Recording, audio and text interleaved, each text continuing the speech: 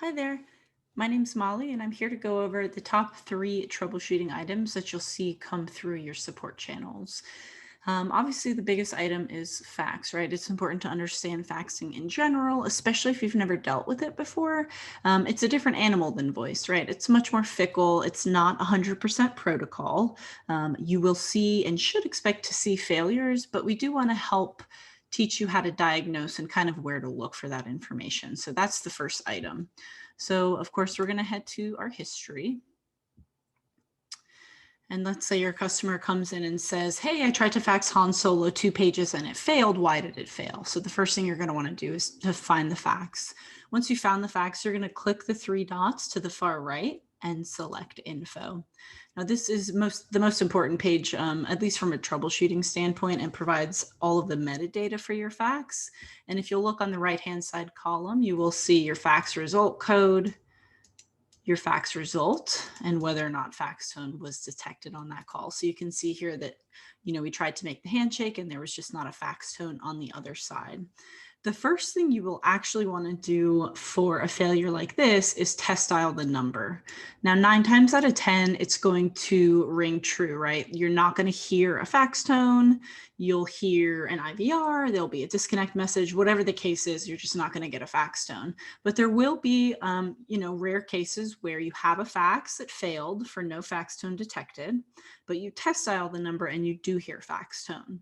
So this is what we would consider a tier 2 item, at which point you'll want to just get a chat opened up with support, or, you could call or email and give us all of the relevant information, right? The user, the account, the delivery ID. We'll take a look at the fax, do some testing. If routing needs to be adjusted, we'll get that adjusted for you. Typically, you're looking at 24 to 72-hour turnaround time on that. So that's going to be for outbound failures. Now for inbound failures, it's going to be the same thing, right? You're going to find the fax and you're going to want to go into the info page.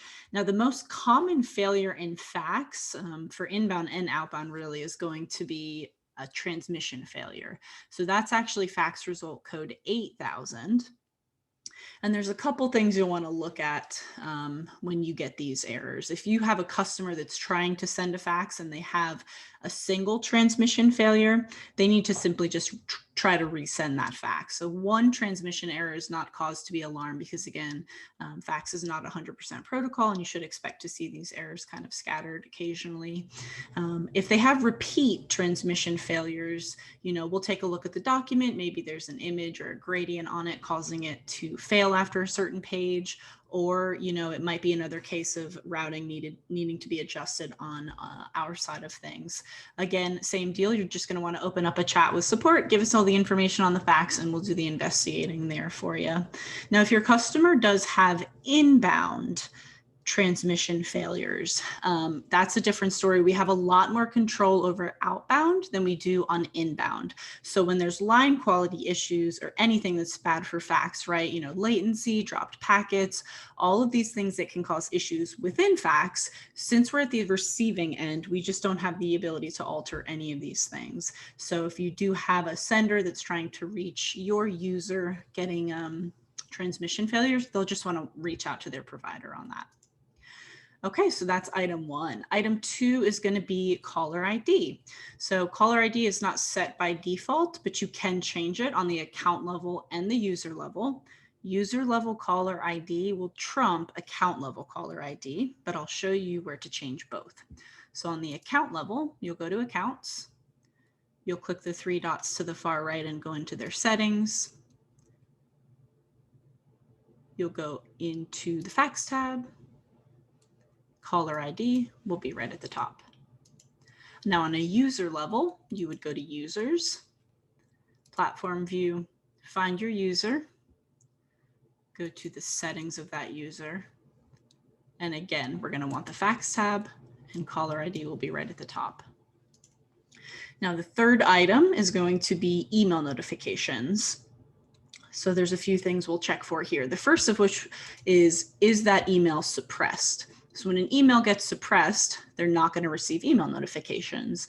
Now, email suppression can happen for many different reasons.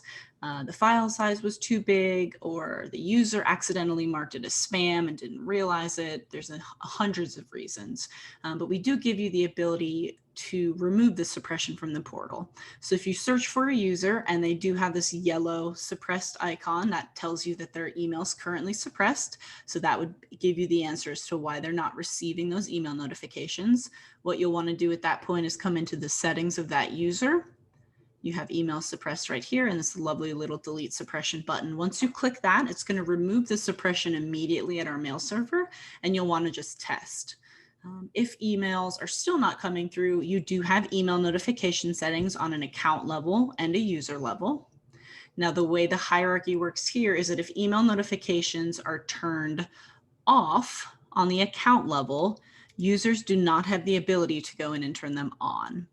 However, if email notifications are on the account level, users do have the ability to go in and turn them off. Let's say if they just don't want them for whatever reason. So I'll show you how to access this for both. So on the account level, again, we're going to go to our accounts page, find the account we need to change it for, click the three dots to the far right. We're going to go into the settings. Again, we're going to head to our fax tab. And on the right-hand side, you'll see email notifications. You do have an option to get rid of the fax attachments, because by default with email notifications, you will have a copy of the fax attached. So you can turn that off here. And outbound and inbound are separate and customizable as well. Now on a user level, you would find your user, click the three dots to the far right. Again, we're going to go to their fax tab, and email notifications will be in the middle here, again, separate for outbound and inbound. Lastly, if they're still not getting email notifications, you can reach out to support, and we will be happy to check our mail server and see if emails are firing and delivering successfully. If they are, they would just want to try whitelisting the sending domain. So whatever email notification you have set up within your branding page, or the IP, which we can give you as well through support. Thanks so much. That's it for this video. Have a wonderful day.